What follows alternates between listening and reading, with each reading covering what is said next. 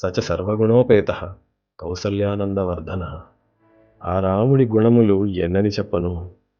సర్వగుణాలతో నిండిన కుండ, బంగారు కొండ. ఎన్ని ఉపవాసాలుందో, ఎంత ఉపేంద్రుని కొలిచిందో.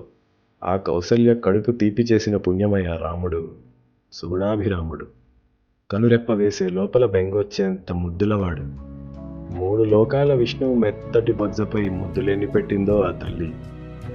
సముద్రైవ గంభీర్యే ధైర్యేణ హిమవానివ. సముద్రంలోని గుట్టు ఎవరికి తెలిసింది? ఆగని అలలు ఆగర్భాన అగ్ని చూపిస్తాయా?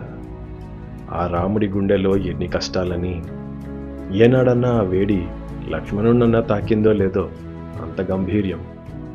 చెట్టై నీడనిచ్చే క్షాత్రం తప్ప చతికిలబడి కష్టాలు మాత్రం చెప్పుకోలేదయా. ఎంత లోతుందో అంత ధైర్యమూ ఉంది.